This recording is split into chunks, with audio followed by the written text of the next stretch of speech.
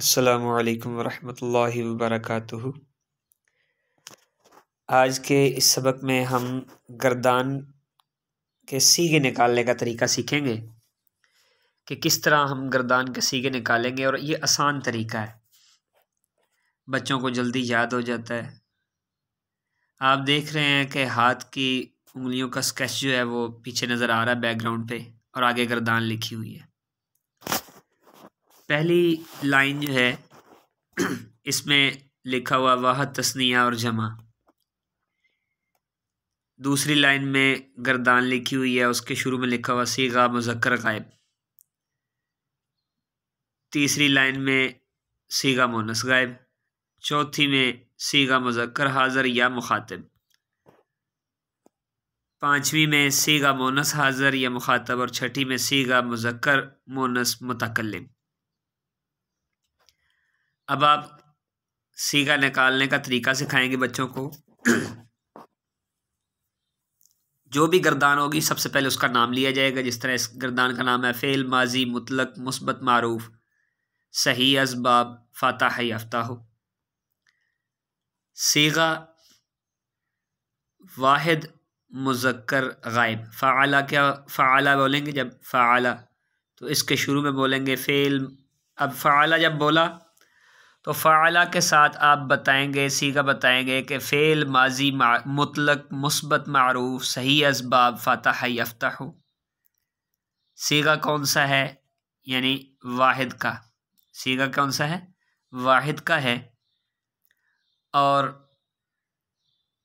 मुज़क्कर गायब है। सीगा बोलकर आगे वाहिद की लाइन में है तो वाहिद है, और फिर उसके बाद मुज़क्कर गायब है। उसके बाद फ़अला,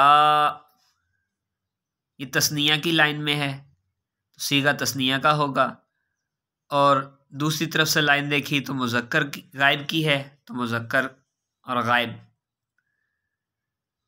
यानी फ़अलू ये जमा की लाइन में है, जमा के नीचे आ रहा है, इसका मतलब ये सीगा जमा का है। और उसके बाद सीगा मुन्नस गायब मुज़क्कर गायब का है। तीसरी लाइन में अब आया, दूसरी लाइन जो गर्दान की दूसरी लाइन है फ़अलत और फ़अलता फ़अलना। अब इसी तरह फ़अलत वाहिद के नीचे आ रहा है और उसके दाईं तरफ मुन्नस लिखा हुआ है, इसका मतलब ये मुन्नस के सीगे हैं। पहली लाइन मुज़क्कर की है, दूसरी मुन्नस की, और ये पहले 6 सीगे, पहले 3 मुज़क्कर के सीगे हैं और दूसरे 3 मुन्नस के हैं, और पहले ये 6 के 6 सीगे जो है ये गायब के हैं। 6 के 6 सीगे क्या हैं? गायब के हैं। और उसके बाद अगले 3 मुज़क्कर के हैं, हाज़िर या मुखातिब दोनों इस्तेमाल कर सकते हैं, मुखातिब के सीगे हैं। और उससे अगले 3 मुन्नस के सीगे हैं।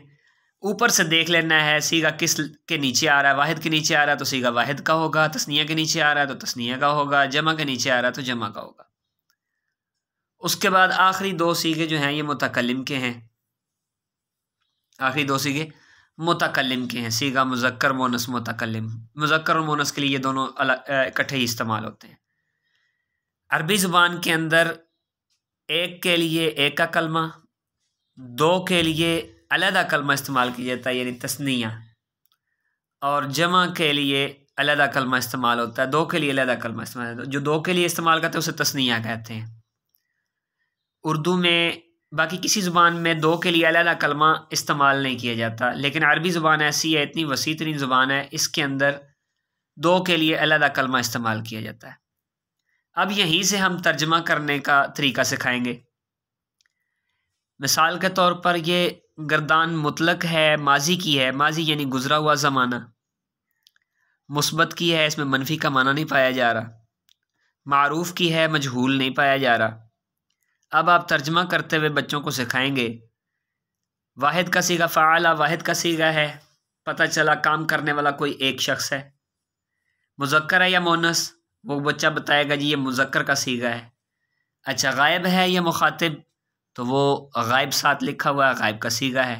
इसका मतलब है कि जो काम करने वाला है वो मौजूद नहीं है, यहाँ सामने मौजूद नहीं है, तो पता चला उसने किया। अब मुतलक है माजी तो इसलिए किया, कर दिया, मनफी का माना नहीं लिया। और उसके बाद फ़अला, इसके बारे में पूछें वाहद है, तस्नीया है, जमा है, बच्चा देखेगा तस्नीया के नीचे आ रहा है, इसका मतलब ये तस्नीया का है। ये उंगलियों के पोरों पर आप याद करवा दें। पहली लाइन पूरी की पूरी वाहद की, दूसरी लाइन पूरी की पूरी तस्नीया की, और तीसरी लाइन जो है ऊपर से वो पहला कॉलम लाइन का पहला कॉलम जो है वो वाहिद का है, दूसरा कॉलम तस्नीया का, और तीसरा कॉलम जमा का है। और उसके बाद आपने लाइनें देखनी हैं। पहली लाइन मुज़क्कर गायब की है, दूसरी लाइन मोनस गायब की, तीसरी जो है ये मुज़क्कर मुखातब या हाज़िर, और चौथी लाइन मुज़क्कर मोनस मुखातब या हाज़िर, और पांचवी लाइन जो है वो मुतकल्लिम की है। मुज़क्कर हो या मोनस हो, दोनों के लिए इस्तेमाल हो जाता है। मुतकल्लिम का सीगा मुज़क्कर मोनस दोनों के लिए इस्तेमाल हो जाता है, लेकिन अरबी में मोनस और मुज़क्कर के लिए बाकी सीगे जो हैं अलग अलग इस्तेमाल होते हैं, चाहे वो गायब के हों चाहे वो मुखातिब के हों। मुतकल्लिम के सीगे इकट्ठे इस्तेमाल हो जाते हैं, लेकिन बाकी तमाम सीगे जो हैं अलग अलग इस्तेमाल होते हैं। अब इस तरीके से आप बच्चों को सिखाएंगे। उंगली के ऊपर बच्चे को याद करना सिखाएं, उसको फोर्स मत करें, उसको सिर्फ बताएं, वो उंगली पर पोरों पर गिन कर आपको सीगा बताए। आहिस्ता आहिस्ता फिर उसको ज़ुबानी की तरफ लेकर आए कि वो ज़ुबानी याद करना शुरू करे। अब उसको कहें कि हाथ खोल ले, हाथों को खोले बगैर, हाथों को खोल कर हाथ पर उंगलियों पर पोरों पर गिने बगैर अब बताओ सीगा क्या बनेगा। ये याद करने का आसान तरीन तरीका है। बाज़ औक़ात बच्चे पेपर के अंदर पेपरों में अक्सर गलती कर जाते हैं, सीगा गलत बताते हैं, सीगा गलत लिखाते हैं, तो उनको उंगली के पोरों पर याद करवा दें। ज़ुबानी अगर सीगा भूल भी जाए इम्तिहान के दिनों में, तो बच्चा उंगली के पोरे के ऊपर वो गर्दान पढ़ के अपने सीगे को पहचान ले कि ये कौन से सीगे पे मैंने उंगली रखी है और ये सीगा कौन सा बनता है। तो ये उंगलियों के पोरों पर इस तरीके से आप इन्हें बच्चों को जो है वो गर्दान लिखना सिखाएं और गर्दान याद करना सिखाएं। अब हम इसके बाद अगले सबक की तरफ बढ़ते हैं। ये वीडियो यहीं तक काफ़ी है। गर्दान का तर्जमा करने का तरीका भी सिखा दिया और इसके सीगे निकालने का तरीका भी सिखा दिया कि अगर आपसे पूछा जाए कि ये सीगा कौन सा है तो आप उसके बारे में बता दें। अभी मैंने गर्दान शुरू की तो ये बताया नहीं है कि ये सही असबाब, फ़ातहा याफ्ताहु ये क्या है, मुस्बत क्या है, मारूफ क्या है, मुतलक क्या है। ठीक है, ये तारीफ़ात अभी आगे आएंगी। तो आज हम थोड़ी सी तारीफ़ात करेंगे, तारीफ़ात के साथ साथ ये गर्दान सीखेंगे, गर्दान का तर्जमा और सीगा कैसे निकालते हैं।